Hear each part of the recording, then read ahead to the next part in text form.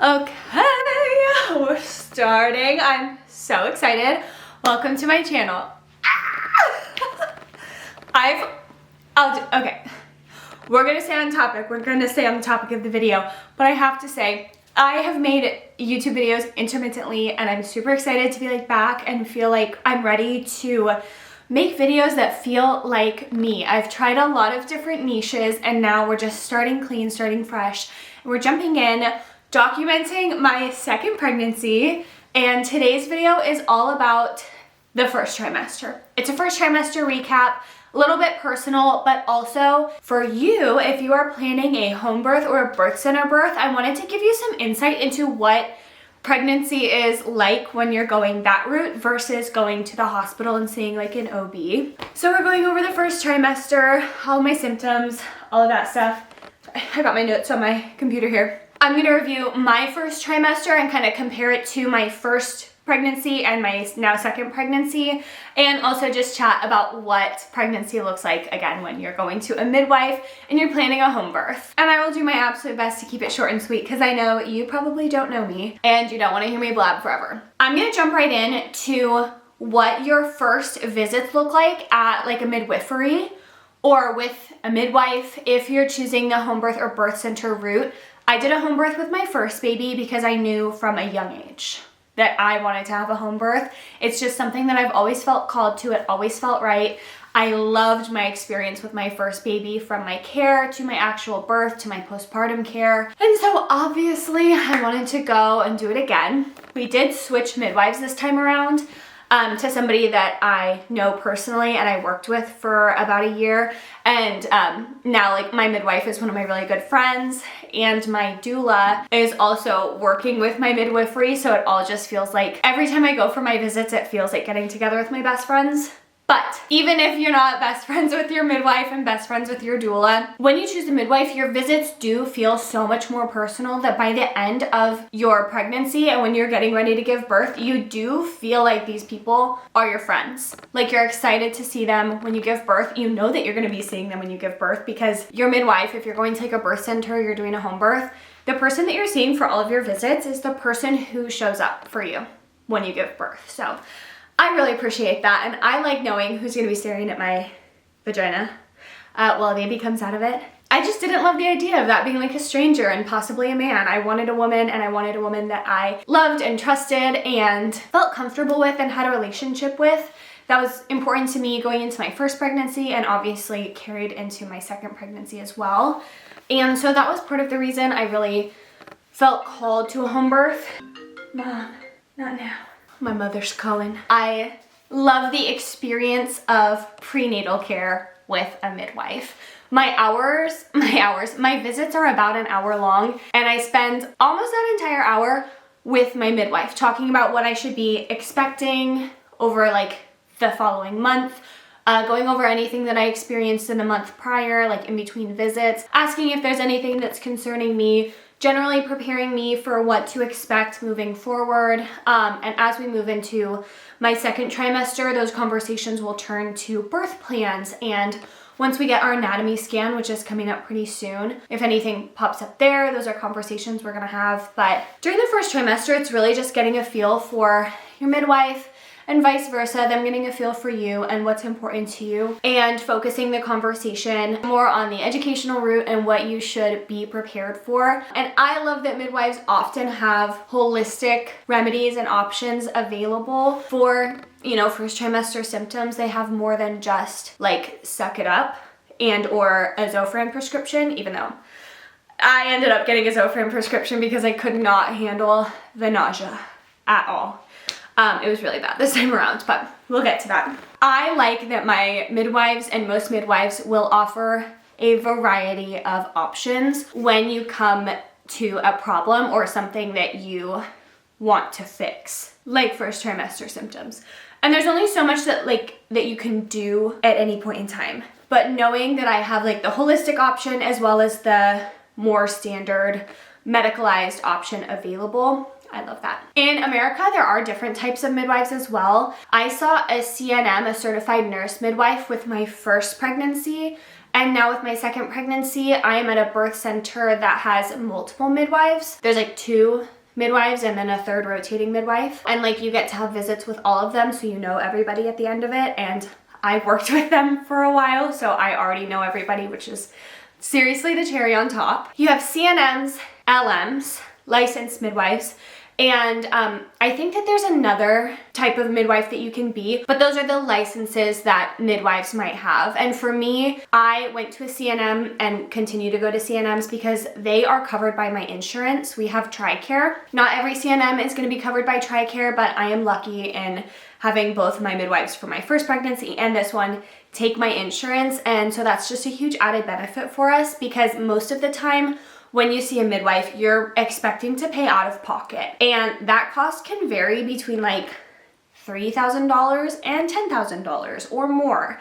And there's like pros and cons to paying out of pocket. Some people choose to do it because they don't have insurance, and so a hospital is going to be incredibly expensive for them. But a lot of people choose to do it electively, even with insurance, because they want the experience of having a midwife and having a home birth or a birth center birth over a hospital birth. And of course, I feel very lucky that I didn't really have to make the decision from a financial standpoint. I got to choose what I wanted to do based on what I wanted to do, not financial or insurance constraints. Definitely speaking from a place of privilege there, but I recognize it and I feel very lucky that that's my scenario.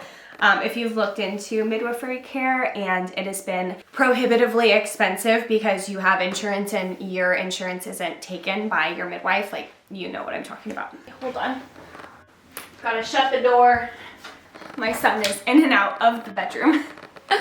I'm also like, have my baby bump. I'm literally already so out of breath. Pajama pants, because this is the only thing that fits me in my own closet. My Nuuly isn't here yet, so I am incredibly limited in what I'm wearing. I'll go over general first trimester symptoms that I've experienced. I'm not going to speak to all of them because I am one of the lucky few women who apparently doesn't throw up when I'm pregnant. I threw up one time with my first pregnancy with Arthur, and that's because I took my vitamins on an empty stomach. And this pregnancy, I have not thrown up at all. Not to say I haven't been incredibly nauseous. I was so nauseous, probably from 6 weeks to 14 weeks, I would say. And then it slowly tailed off, and I'm filming this at 17 weeks. So like, yeah, I'd say the nausea ended at 14 weeks for me in a way that was like significant that I couldn't fix easily. And then after that, probably spent like a week or maybe 2 weeks just feeling generally not good. And now food isn't really, I'm not gonna say it's not a problem because like nothing sounds good and I still don't want to eat anything, but I'm not having nausea and like serious food aversions. I'm generally very apathetic towards food, which happened in my last pregnancy as well. Just apathy towards eating and food. It's like I don't want to have to do it. I don't want to think about it. Nothing sounds good. Nothing tastes good, and I can eat stuff, but like rarely do I eat something and I'm like, this is so delicious. It stinks. I didn't experience like pregnancy cravings with Arthur, and so far I haven't really had any pregnancy cravings with this baby either, so I'll never know what it's like to like eat the most delicious food you've ever had in your life when you're pregnant. That's what edibles are for after the baby comes out, not while I'm pregnant. My most prohibitive symptom has been the fatigue and the exhaustion. I cannot even express to you how terrible it is. I feel like I could sleep for 100 years and it wouldn't be enough. My body feels like cement. I feel just so freaking tired. And I wake up and I don't want to be awake. I want to be still sleeping. I put my makeup on today and I thought to myself, like, I'm not going to be able to do anything else, I fear. The hopes of filming a video are like out the window, but I forced myself to do it. I had a triple shot of coffee, so here we are.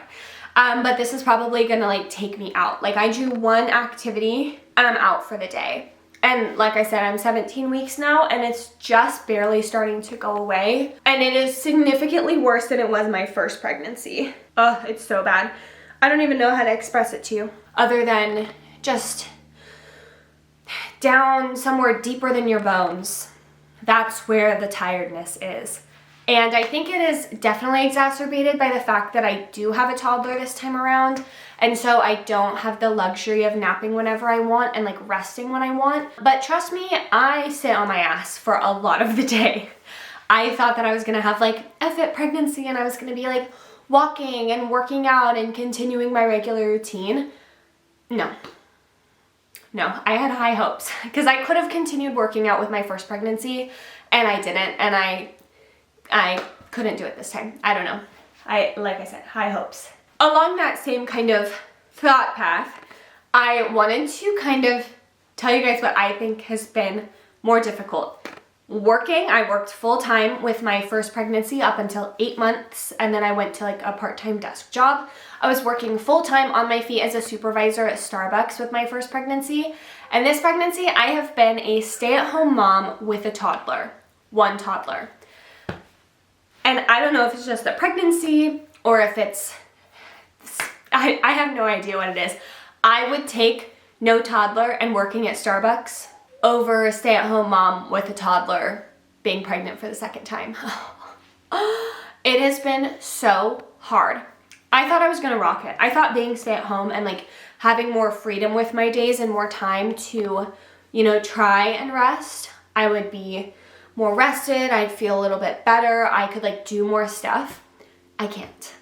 I basically didn't leave the house for like 2 months straight for my first trimester. Didn't leave the house. Getting out of the house was so much work that by the time I got to the place that I needed to be, my brain couldn't function at the level I needed it to be in order to complete whatever errand I was attempting to run. I didn't go to the grocery store for like probably 2 months. I probably did not step foot into any grocery store for 2 whole months because just even getting myself in the car and getting out, going to the store, getting back in, driving home, getting out again, bringing my stuff in, like I still can't. I can barely get out of the house, let alone with a toddler. I did have a friend say that she had thyroid problems causing some of her fatigue with one of her pregnancies, and I have thyroid issues like on both sides of my family, so I am wondering if thyroid issues might be the culprit in the level of exhaustion that I feel this time around, because like it is incomparable to my first pregnancy. I'm unsure at the moment. Maybe we will look into that, because if this continues and I feel this tired through the rest of my pregnancy, I don't know what I'm gonna do. Another symptom that I have had that I didn't have with my first, and I am shocked by with this pregnancy, is chronic rhinitis, pregnancy rhinitis. It's basically the mucous membranes in your sinuses get swollen because your tissues elsewhere are swelling. I have been sick. It feels like I've been sick since I got a positive pregnancy test. I had COVID the same week that I found out I was pregnant. Like I got a positive pregnancy test and then like 3 days later I got a positive COVID test. Awful. And then I had 2 or 3 back-to-back awful colds. Like fever, coughing type cold, and then like sinus head cold. You could not pay me to do this again. And now that I have healed from the colds, I'm still having sinus issues, which has been just terrible. Don't know if it's a chronic sinus infection, don't know if it's pregnancy rhinitis, but just based on the fact that it started as soon as I got pregnant, I have a feeling that they are connected, and that is something that can happen. It just, you feel like congested, it's kind of like drainage in the back of your nose, runny nose, sneezing, coughing, all the symptoms of a cold, and it's just being pregnant. Having like a weakened immune system during pregnancy doesn't help anything, because you can also just get regular colds so much easier. And I've been in my first trimester not eating very well with a toddler who's around other toddlers frequently, and I think I've caught every single bug possible. My kid was sick once, my husband was sick none of the times that I've been sick, and I've gotten sick like 4 separate times in pregnancy. And I'm 4 months pregnant. I'd say the difference in exhaustion has been the biggest difference in my pregnancy so far. And I feel like I didn't start showing until later with my second pregnancy. Like my belly took longer to show up, but then once it showed up, I feel like it showed up overnight. Like I just woke up one day and I had like a little baby belly. And now we're well on our way to growing quickly and consistently, which is a blessing and a curse because now like I look pregnant and I have like a cute tiny little belly, but my clothes don't fit anymore, and it like happened overnight and I was kind of not prepared for it because I thought I'd have, you know, a couple weeks to prepare and get some stuff that did fit. It's been a little bit frustrating, but I am using Nuuly this time around and I have loved having Nuuly. I struggled with my first pregnancy, like the entire pregnancy, not having anything to wear, feeling like a little bit of anxiety around buying clothes that would only fit me during pregnancy. I'm kind of anti-maternity wear because if you're pregnant in different seasons, you might not be able to wear the pieces that you're purchasing. And some of this shit is so expensive. And also, I didn't like a lot of the maternity stuff that I looked at. So like I had all of those thoughts going through my head last pregnancy.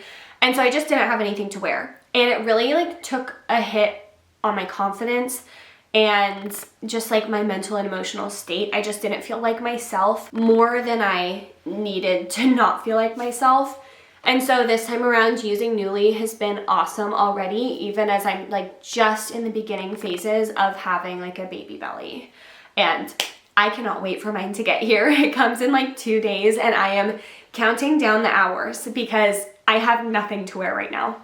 Now we'll get to the TMI portion of the video, trying to get pregnant and all of the details about us getting ready to have our second baby. I did a very intentional preconception phase, and so I was watching what I was eating. I cut out alcohol like 6 months before maybe not 6 months, maybe it was like 5 months before we started trying. Like all last summer I wasn't drinking, which I'm not a huge drinker, but my number one pregnancy craving is always an IPA.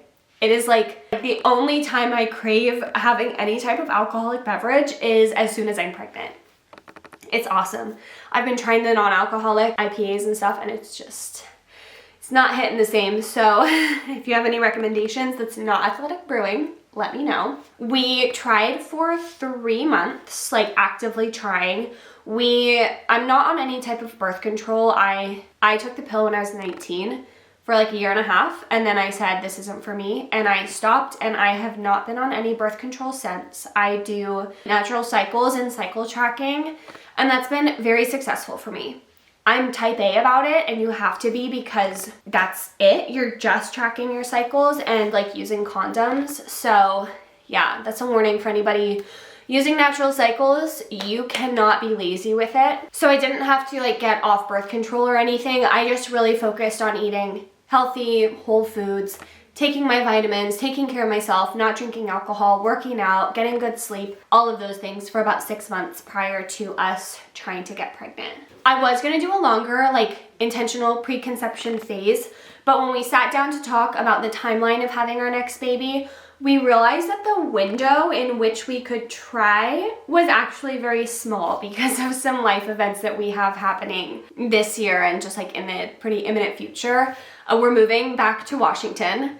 If you don't know, I'm in Phoenix. I've been here for like 6 years. We're moving back to Washington to be closer to our families. And we got pregnant the last month that we were trying before we were gonna take like a 6-month break and just like try again later. And frankly, on that 3rd month, I'm a very impatient person. This consumed my thoughts for all 3 months.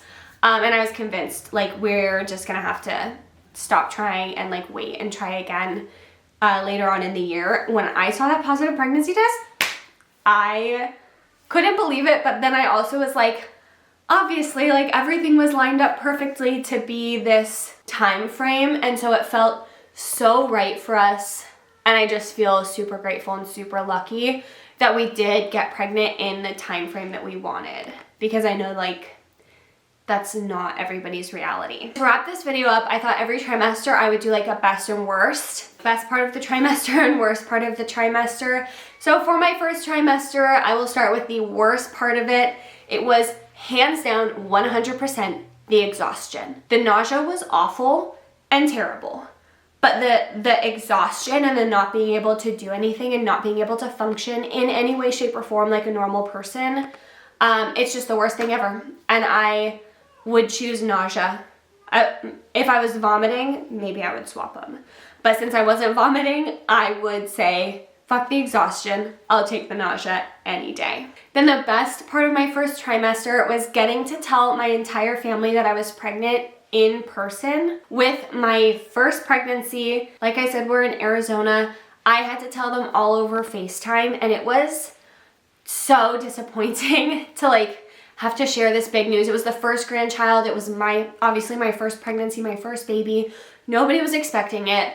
And I had to tell them all over FaceTime because we just couldn't make the trip up to Washington in like a reasonable amount of time. And I just wanted to tell my family. And I ended up not seeing them until I was like 8 months pregnant when my family saw me for the first time as a pregnant person. So like I got off the plane and I was like ready to burst basically. That was super disappointing with my first baby. And this baby, I got to tell everyone in person and it was awesome. I literally could not hold it in for like, I could barely hold it in for the drive from the airport to my parents' house, which is like 20 minutes.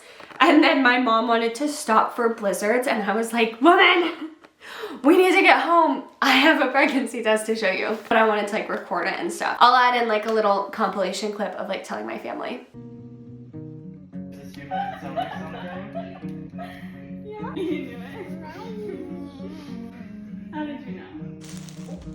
No, shut up. You're lying. You're lying to me right now. Dead serious. Oh my gosh, are you serious? I'm pregnant. Yay! Oh my god. Guys. Been there. I'm pregnant. Oh my god. Everybody say Emily is pregnant. Emily's pregnant. It's great.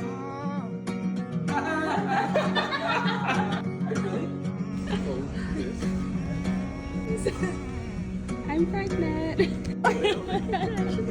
Emily's pregnant. What?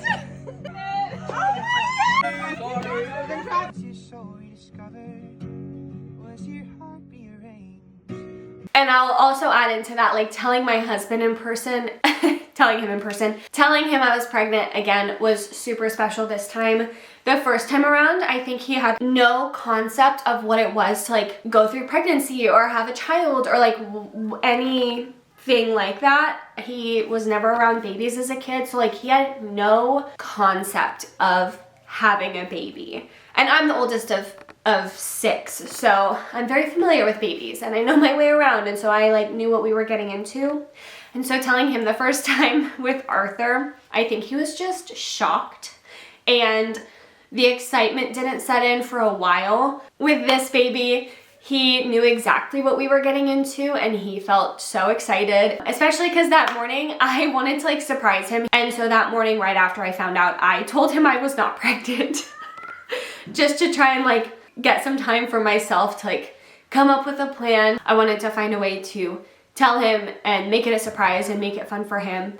And I got to do that, and it's just like, I think the telling everybody is so much fun. Even if it's your third kid, your second kid, third, fourth, you're only pregnant a handful of times in your life. And so every time you get to share that news with someone or like someone shares that news with you, it just is so magical and it's so much fun and it's so exciting. And each experience is so unique. Like our first time, it was like the shock and awe of, you know, knowing that we were able to have a baby, going through the process the first time, really understanding the ins and outs of having a baby and going through pregnancy. And we had such a great experience last time that we walked into this pregnancy so excited and like so aware of what we were walking into and what we were choosing. And it's just beautiful. And I loved telling everybody, and I'm so excited to continue this pregnancy. Like, I just can't wait. I can't wait for my next trimester update. I'm doing my gender reveal. We're doing that next weekend. I'm so excited. I'll share it here with you guys. And yeah, I'll just keep you in the loop. But thanks for hanging out with me. You really can't see my baby belly. Let me see if I can like get up. It's very, very small. There she is. In my pajama pants and my sweater that I've been wearing for days now. The belly's there, the baby's in there, they're chilling. Like I said, I think I've said it like 3 times now, I'm 17 weeks and I just started feeling them move like last night. I was thinking that I felt it a couple days ago, but I wasn't sure. And then last night, it was undeniable. I was like, that was a wiggle. That was totally like a baby wiggle. So, yep, feeling excited. We'll touch base with my gender reveal and some more stuff. I have like my baby name list and all that stuff coming up. So stick around. Like, subscribe, comment. Tell me your best and worst of your first trimester with your babies if you have been pregnant, or ask any questions that you want below. And I'll answer all of them, I bet, because maybe there will be 2 comments. All right, I will see you guys next time. Thanks for watching. Bye.